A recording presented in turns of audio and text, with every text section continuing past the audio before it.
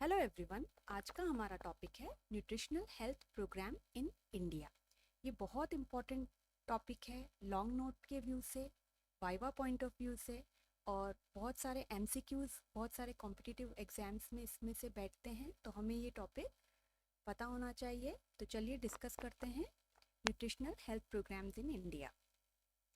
Nutrition में be defined as the science of food and its relationship to health. तो nutrition को हम define कैसे करेंगे कि ये एक साइंस है फूड के लिए और उसकी रिलेशनशिप हेल्थ के लिए। एंड न्यूट्रिएंट जो रहेगा, it is the food factor and is used for specific dietary constituents such as carbohydrate, proteins, fats and vitamins and minerals. तो न्यूट्रिशन जो है वो साइंस ऑफ फूड और उसकी रिलेशनशिप है हेल्थ के साथ में। और न्यूट्रिएंट क्या रहेगा, डाइटरी कॉन्स्टिट्यूएंट्स रहेंगे जो कि carbohydrate, proteins, fats, vitamins, minerals. And अब डायटेक्टिक अगर हम लोग देखते हैं तो डायटेक्टिक जो रहेगा, it is the practical application of principles of nutrition. ये क्या रहता है, प्रैक्टिकल एप्लीकेशन है न्यूट्रिशन के प्रिंसिपल्स को अप्लाई करने के लिए।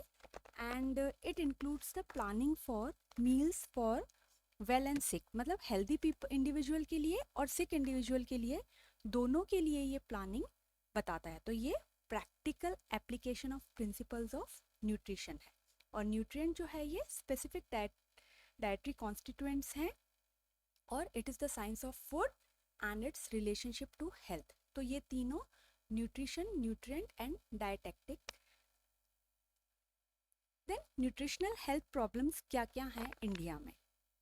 जनरली क्या न्यूट्रिशनल हम प्रॉब्लम्स जो हैं, हेल्थ प्रॉब्लम्स जो इंडिया में ज़्यादा मोस्टली हैं, तो सबसे पहला है हमारा लो birth wait.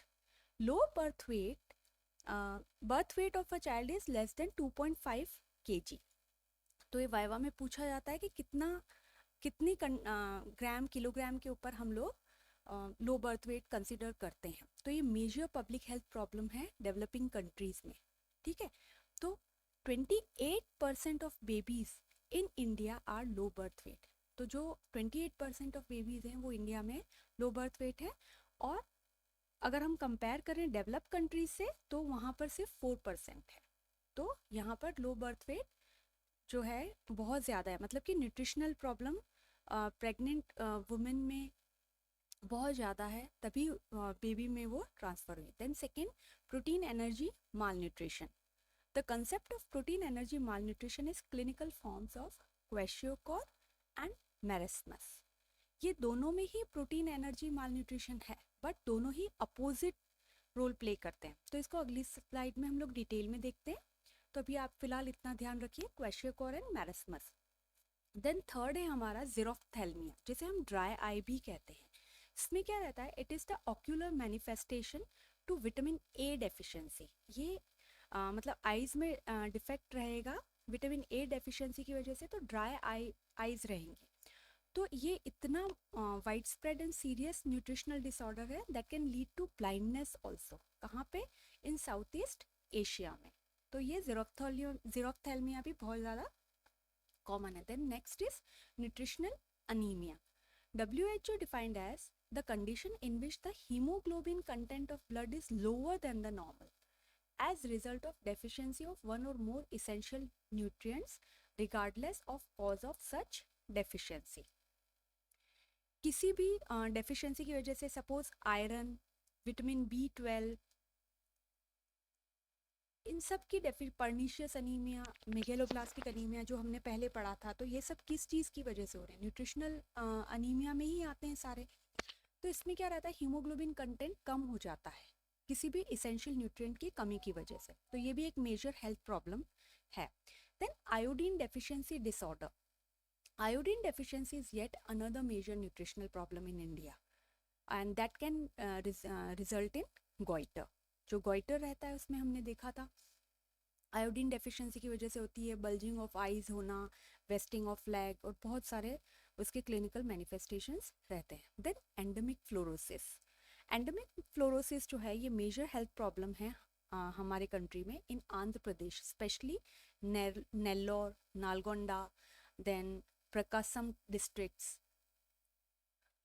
Dental fluorosis, skeletal fluorosis and genu valgum. तो ये 3 तरीके के जो फ्लोरोसिस रहते हैं ये मोस्टली बहुत ज़्यादा कॉमन होते हैं। तो ये गैनोवेल्गम भी कई बार वाइवा में पूछा जा सकता है, तो हम अगली स्लाइड में इसको डिटेल में देखते हैं। नई टर्म है तो कई बार ये वाइवा में पूछ लिया जाता है, और ये भी पूछा जा सकता है कि आंध्र प्रदेश में किन किन डिस्ट्रिक्ट्स के अंदर ये ज़्यादा कॉमन है। Then लेथायरिज्म। लेथायरिज्म is a paralysing disease, दोनों ह्यूमन और एनिमल दोनों में। ह्यूमन में से न्यूरोलेथायरिज्म कहा जाता है क्योंकि ये नर्वस सिस्टम को अफेक्ट करी है, और एनिमल्स के अंदर ये ऑस्टियोलिथायरिज्म कहा जाता है बिकॉज ये पैथोलॉजिकल चेंजेस लेके आती है बोन्स के अंदर, जिसके अंदर स्केलेटल डिफॉर्मिटीज होती हैं। तो लिथायरिज्म दो ह्यूमन के अंदर तो ये न्यूरोलिथायरिज्म करवा रही है, ठीक है, और एनिमल्स के अंदर ये ऑस्टियोलिथायरिज्म करवा रही है। तो ये लिथायरिज्म एक पैरालाइजिंग डिजीज रहती है। तो ये सारे न्यूट्रिशनल हेल्थ प्रॉब्लम्स है इंडिया में।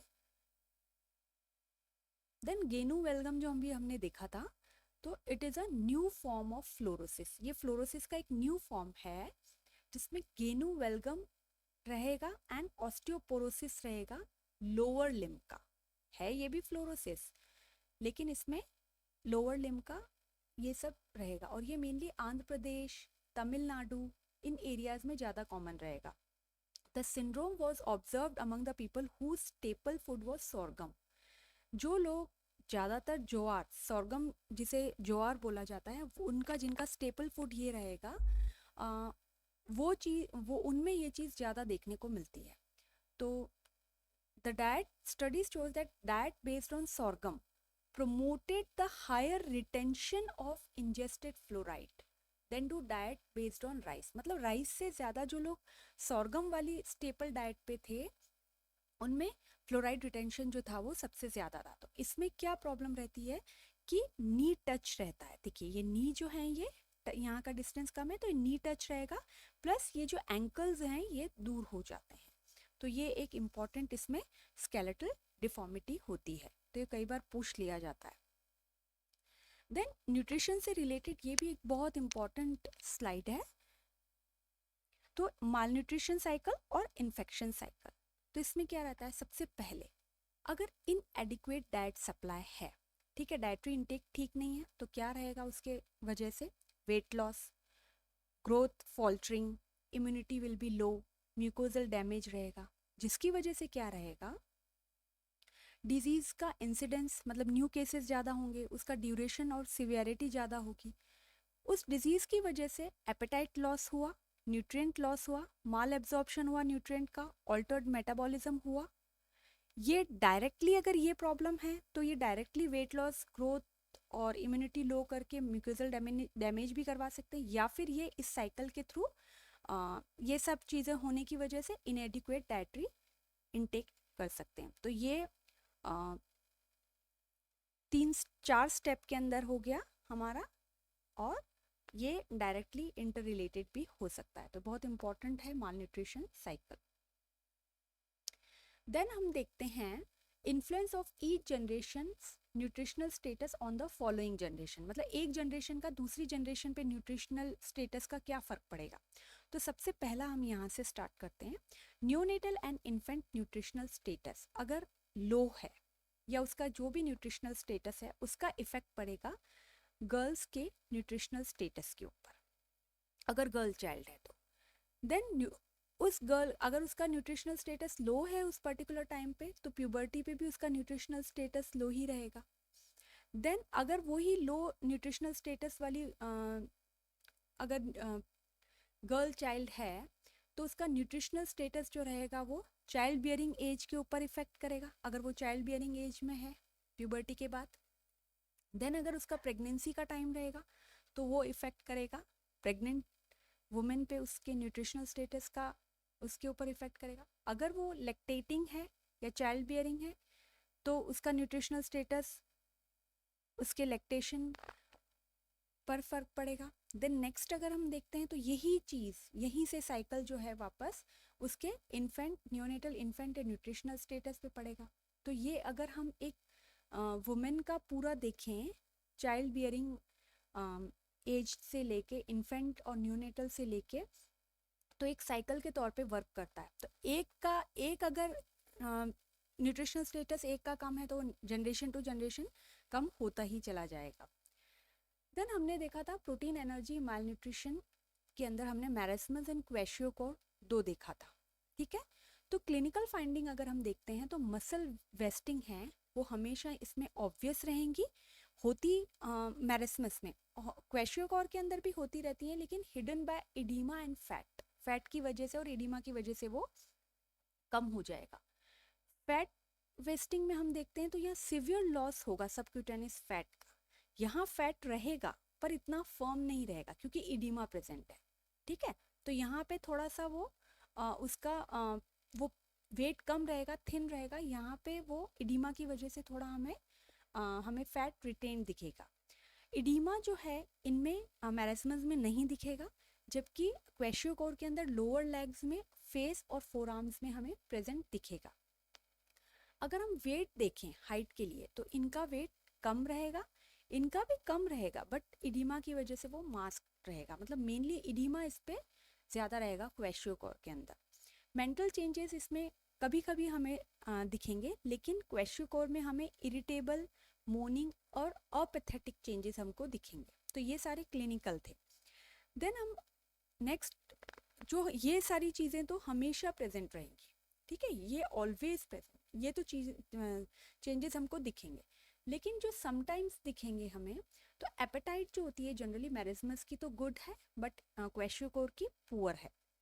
डायरिया जो है ऑफन प्रेजेंट हो सकता है, ये भी ऑफन होगा, ज़रूरी नहीं है हो या नहीं है। स्किन चेंजेस नहीं होंगे, बट क्वेशियोकोर के अंदर अगर हम देखते हैं तो डिफ्यूज पिगमेंटेशन होंगे, प्लस फ्लेकी पेंट डर्मेटोसिस दिखेगा स्किन के ऊपर, ठीक है। कहीं पे पिगमेंटेशन हमें अलग अलग जगह पर देखने को मिलेंगे। हेयर चेंजेस कभी कभी रहेगा इसमें, sparse, silky, easily pulled out रहेंगे। हेपेटिक एनलार्जमेंट है नहीं, लेकिन यहाँ हो सकता है फैट एक्यूमुलेशन की वजह से। तो ये वाले तो ऑलवेज प्रेजेंट रहेंगे, और ये वाले जो हैं ये समटाइम्स प्रेजेंट रहेंगे। अगर हम बायोकेमिकल चेंजेस के अंदर देखते हैं तो serum albumin and urinary urea पर ग्राम क्रिएटिनिन जो है वो नॉर्मल रहेगा इन दोनों में, समटाइम्स डिक्रीज होगा, लेकिन क्वेशियोकोर के अंदर हमेशा लो ही रहेगा, लेस देन 3 ग्राम पर 100 ml ब्लड। और यूरिया इसमें लो रहेगा, और इसमें तो creatinine ratio hydroxyproline and creatinine hydroxyproline and creatinine ratio दोनों में ही हमें लो देखने को मिलेगा।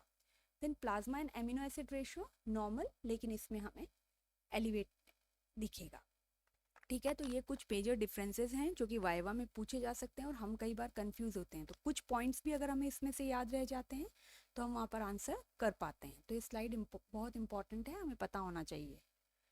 देन मेन टॉपिक हमारा रहता है न्यूट्रिशनल प्रोग्राम्स इन इंडिया। तो सबसे पहला है हमारा विटामिन ए प्रोफाइलेक्सिस प्रोग्राम, जो कि 1970 में दिया गया था, और इसे कौन देख रहा है? Ministry of health and family welfare. Second हम देखते हैं प्रोफाइलेक्सिस अगेंस्ट न्यूट्रिशनल एनीमिया, इसे भी ministry of health and family welfare देखता है। थर्ड हम देखते हैं iodine deficiency disorder control program 1962 में, जिसे भी ministry of health and family welfare देखते हैं, ठीक है।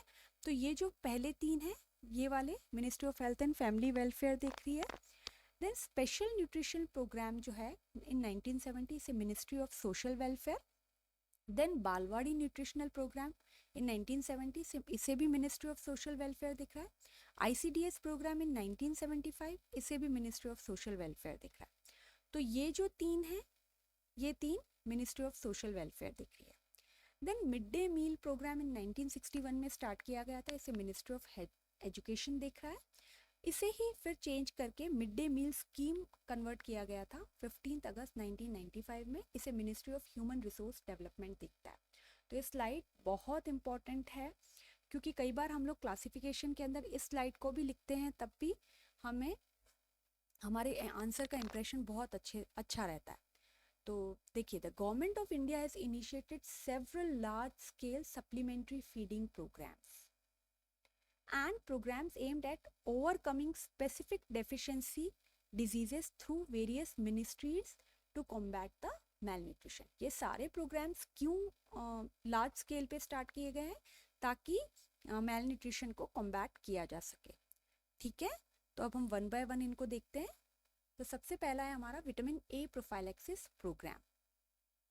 It is the component of national program for control of blindness. जो कंट्रोल ऑफ ब्लाइंडनेस के लिए जो नेशनल प्रोग्राम स्टार्ट किया है उसका ये कंपोनेंट है। और vitamin A containing 2 lakh IU unit, इसका मतलब रहेगा 110 milligram of retinol palmitate orally दी जा रही है। ठीक है, then pre school children in community को बेनिफिशरी लिया गया है every 6 months through peripheral health workers. ठीक है, हर 6 महीने में पेरिफेरल हेल्थ वर्कर्स जो रहते हैं उनको विटामिन ए की मेडिसिन देते हैं। और ये वही 1970 में स्टार्ट किया गया था, लॉन्च किया गया था ministry of health and family welfare में। और कहाँ लॉन्च किया गया था ये बहुत इंपॉर्टेंट है, at national institute of nutrition at Hyderabad.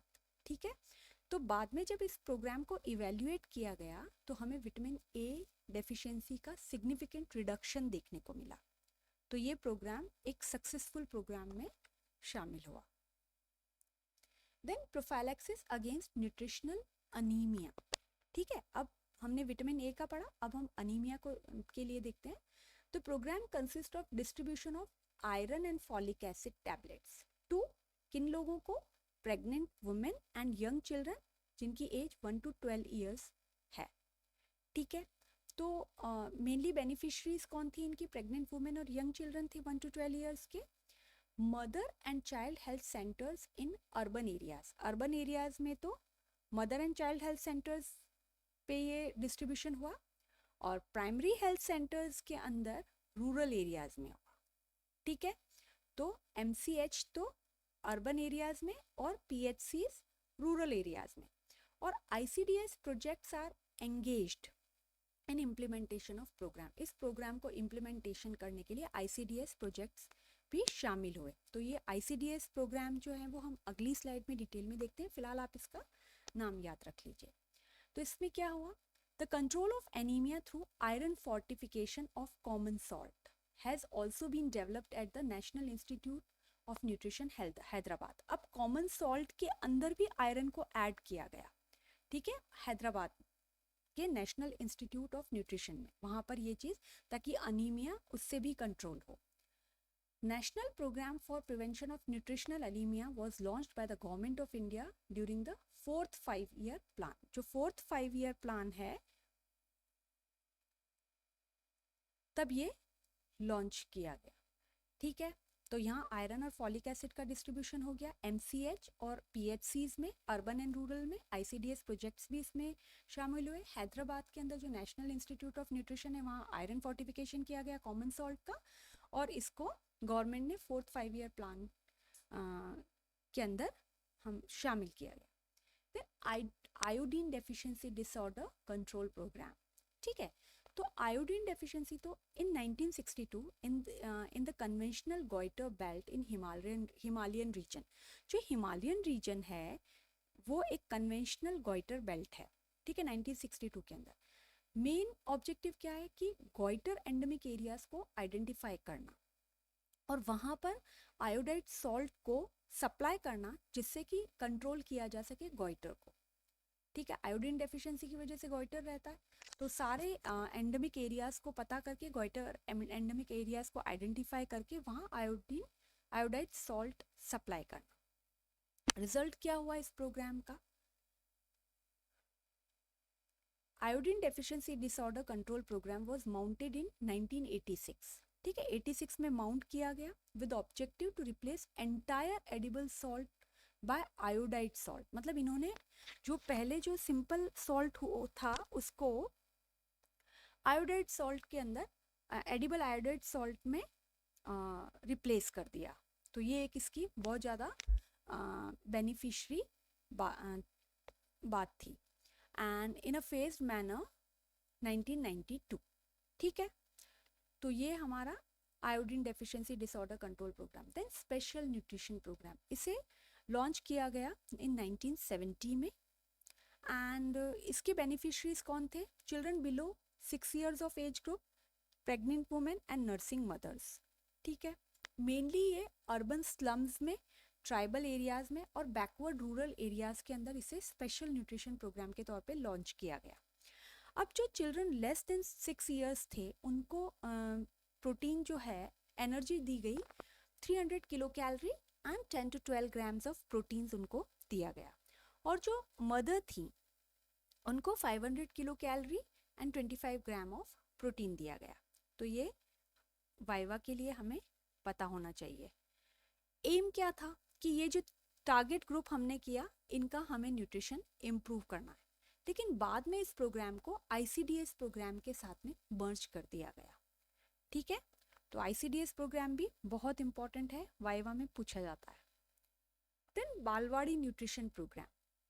Balewadi nutrition program जो है it was started in 1970। Age group है इसका 3 to 6 years in rural areas, जो छोटे बच्चे हैं 3 से 6 साल तक के। और इसे कौन हैंडल करता है? Department of social welfare. ठीक है, जो भी वॉलेंट्री ऑर्गेनाइजेशंस हैं जिन्हें फंड्स दिया जाता है वो एक्टिवली इन्वॉल्व होती है इसके डे टू डे मैनेजमेंट में। और ये बालवाड़ीज में मेनली होता है जहाँ पर प्राइमरी एजुकेशन दी जाती है। देखिए ये जो बालवाड़ी सेंटर है यहाँ पर प्राइमरी एजुकेशन बच्चों को दी जाती है, इन छोटे बच्चों को। तो वहाँ पे इनको 300 किलो कैलोरी और 10 ग्राम्स ऑफ प्रोटीन पर चाइल्ड को पर डे सप्लाई किया जाता है। ठीक है, बट लेटर बालवाड़ी प्रोग्राम जो है ये भी जब ICDS प्रोजेक्ट्स आ गए उनके यूनिवर्सलाइजेशन के बाद में, तो ये फेस्ड आउट हो गए, मतलब ICDS ज़्यादा मेनली आ गए। तो बालवाड़ी प्रोग्राम जो है ये न्यूट्रिशन प्रोग्राम बाद में उसमें मर्ज हो गए। Then ICDS program very important. ठीक है, वाइवा पॉइंट ऑफ व्यू से शॉर्ट नोट भी आ सकता है इस पर। तो इसका फुल फॉर्म क्या है? Integrated child development service program. इसे 1975 में स्टार्ट किया गया था in pursuance of national policy for children. Children के लिए इसे स्टार्ट किया गया था। तो इसमें क्या चीज़ दी गई? न्यूट्रिशन दिया है, supplementary nutrition, vitamin A prophylaxis, iron and folic acid distribution. इसमें सभी चीज़ों को एक साथ मर्ज कर दिया गया। ठीक है, और बेनिफिशरीज इसमें बिलो 6 ईयर्स है, एडोलेसेंट गर्ल्स इंक्लूड की गई हैं 11 to 18 years, pregnant and lactating mothers को भी इंक्लूड किया है। तो ये सारी इनकी बेनिफिशरीज है। अब यहाँ पे जो आंगनवाड़ी वर्कर्स हैं जिनकी पॉपुलेशन अबाउट 1000 तक जो वर्क करती हैं, जिनके ऊपर 1000 पॉपुलेशन वाले एरिया में वर्क करती हैं, वो ये पॉपुलेशन कवर करती हैं। ठीक है, और इन आंगनवाड़ी वर्कर्स को हेल्प कौन करती हैं? महिला मंडल का जो नेटवर्क रहता है वो हेल्प करती हैं। ठीक है, और इन आंगनवाड़ी वर्कर्स को कौन हेल्प करता है? मुख्य सेविका। उनको मुख्य सेविका सुपरवाइज करती हैं।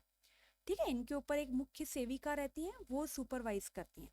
और इनके ऊपर भी चाइल्ड डेवलपमेंट प्रोजेक्ट ऑफिसर होता है, वो फील्ड का सुपरविजन करता है। तो ये बहुत इंपॉर्टेंट है ICDS प्रोजेक्ट में कि कौन किसके ऊपर कौन रहता है। तो आंगनवाड़ी वर्कर्स का वो रहता है, वो उनको हेल्प करता है महिला मंडल। फिर इन सबके वर्क को कौन देखता है? मुख्य सेविका देखती है। और इनके ऊपर भी होता है चाइल्ड डेवलपमेंट प्रोजेक्ट ऑफिसर जो कि फील्ड का सुपरविजन करता है। तो आप इस आंगनवाड़ी वर्कर्स और ICDS प्रोजेक्ट्स और इन सब के हमने डिटेल में वीडियो बना रखी है प्राइमरी हेल्थ केयर वाली वीडियोस में। आप जाकर आप उसको एक बार चेक कर सकते हैं। Then mid day meal program बहुत इंपॉर्टेंट है ये, क्योंकि ये कई बार वाइवा में तो इसमें डायरेक्टली पुश लिया जाता है। इसे स्कूल लंच प्रोग्राम भी बोला जाता है। इन 1961 थ्रू आउट द कंट्री, पूरे कंट्री में इस मिड डे मील प्रोग्राम को स्टार्ट किया गया था। मेनली इस प्रोग्राम का ऑब्जेक्टिव क्या था?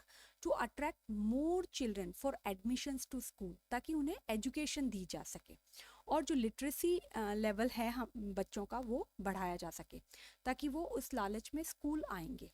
ठीक है, एंड फीडिंग डेज जो है वो 250 डेज हैं इन अ ईयर। एक साल में 250 डेज को में उनको मतलब 250 डेज तक का वर्किंग इनका टाइम रहता है, मतलब इनको तब तक खाना दिया जाता है। तो फूड स्टफ में अगर हम देखते हैं तो सीरियल्स एंड मिलेट्स कितने ग्राम पर डे पर चाइल्ड दिया जाता है? 75। पल्सेस 30 दी जाती है। Oil and fat 8। 8 gram per day per child. Then leafy vegetables 30, then non leafy vegetables 30। तो ये अगर हमें याद रखना है तो हम पल्सेस और लीफी नॉन लीफी एक साथ याद कर लीजिए, 30 हो गए। देन ऑयल्स एंड फैट का कम है सबसे कम, एंड सीरियल्स एंड मिलेट 75 है। ऐसे याद रख लीजिए तो आपको याद रह जाएगा।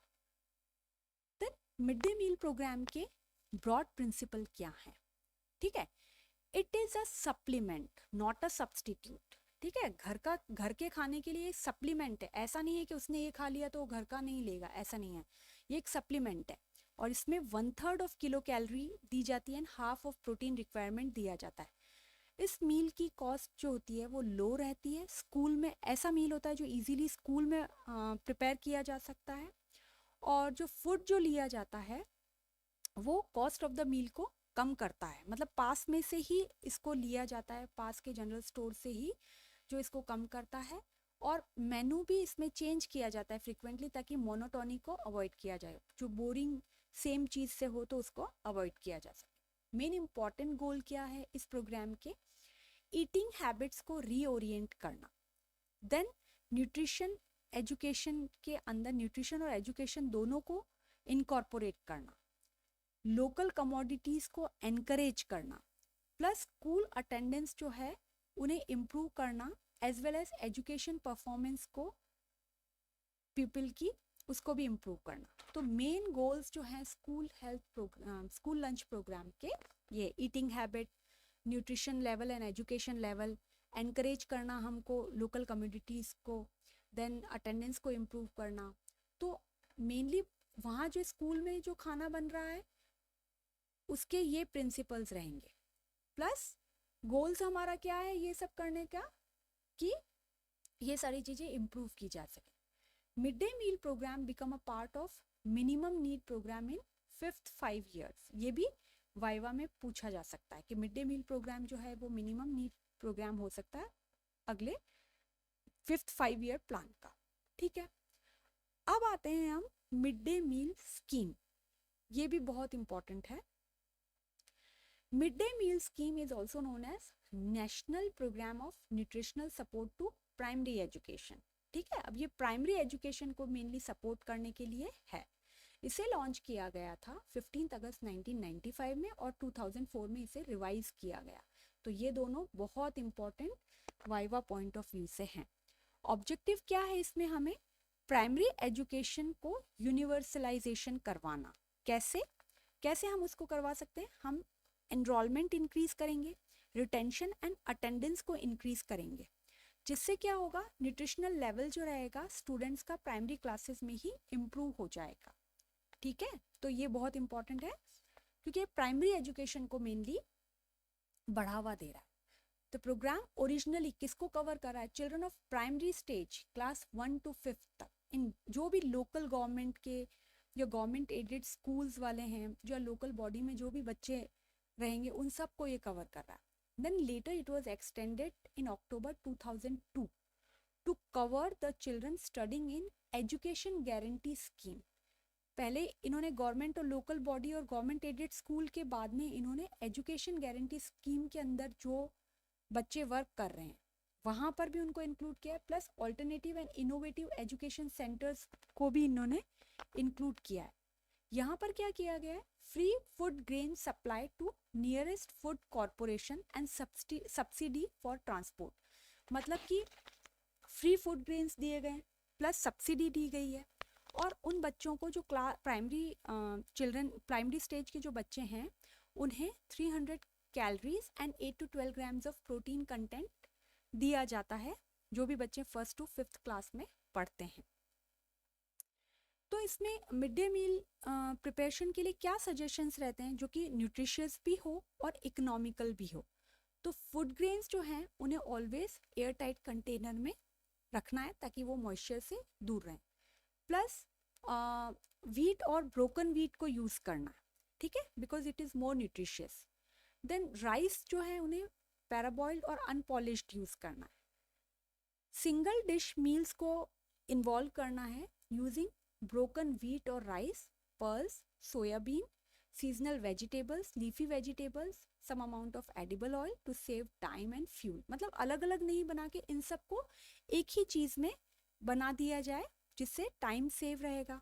तो क्या सिंगल डिश मील्स हो सकती हैं, sometimes broken wheat pulao, leafy khichdi, upma, दाल, वेजिटेबल भात, ये सब चीज़ें सिंगल डिश मील्स में आएंगी। तो यहाँ पे सीरियल पल्स रेशियो क्या है हमारा, 3:1 एंड 5:1 रहेगा। स्प्राउटेड पल्सेस को ज़्यादा यूज़ करना because they are more nutrients. Then leafy vegetables, it should be washed thoroughly before cutting, नहीं तो आफ्टर कटिंग करेंगे तो उसके सारे न्यूट्रिएंट्स चले जाएंगे, तो हमें पहले ही उन्हें वॉश करना है। Then rice, dal, Bengal gram, they should be soaked before cooking, that will save the cooking time, जिसकी वजह से हमारा कुकिंग टाइम बच जाएगा। फर्मेंटेशन भी न्यूट्रिटिव वैल्यू को इम्प्रूव करता है, तो हमें इडली, डोसा, ढोकला, इन सब को ज़्यादा यूज़ करना है। प्लस हमें कुकिंग विद लिड करनी है जिससे हम न्यूट्रिएंट लॉस को बचा सकें। आयोडाइड सॉल्ट को ही हमें यूज़ करना है मिड डे मील स्कीम के लिए, पूछा जा सकता है। देन monitoring and evaluation of nutrition program. Good preventive medicine demands effective planning, monitoring and evaluation of health program. किसी भी चीज़ को हम चाहते हैं तो उसके लिए हमें इफेक्टिव प्लानिंग होनी चाहिए, उसकी मॉनिटरिंग होनी चाहिए और उसका इवैल्यूएशन होना चाहिए। An important advance in this field is the development of randomized control trial for the evaluation of effectiveness and efficiency of healthcare program. तो हेल्थ केयर प्रोग्राम के लिए हम चाहते हैं कि इसकी इफेक्टिवनेस और एफिशिएंसी को पता लगाएं, तो इसके लिए जो रेंडमाइज कंट्रोल ट्रायल है उसे हमें, वो बहुत ज़्यादा एडवांसमेंट है इस फील्ड के अंदर। तो आप रेंडमाइज कंट्रोल ट्रायल को डिटेल में अगर देखना चाहते हैं तो एक्सपेरिमेंटल एपिडेमियोलॉजी के अंदर इस चीज़ को हमने एक्सप्लेन किया है पूरा, आप इस चैनल पर जाकर इसको चेक कर सकते हैं। तो ये बहुत इंपॉर्टेंट है रेंडमाइज कंट्रोल ट्रायल, तो ये भी इसके न्यूट्रिशनल प्रोग्राम के मॉनिटरिंग एंड इवैल्यूएशन के लिए बहुत इंपॉर्टेंट है। तो आई होप आपको न्यूट्रिशनल हेल्थ प्रोग्राम समझ आया होगा। अगर हाँ तो आप वीडियो को लाइक एंड शेयर कीजिएगा और चैनल पर नए हैं तो इसे सब्सक्राइब कीजिएगा। मिलते हैं ऐसी ही नेक्स्ट वीडियो के साथ में। Till then take care, bye.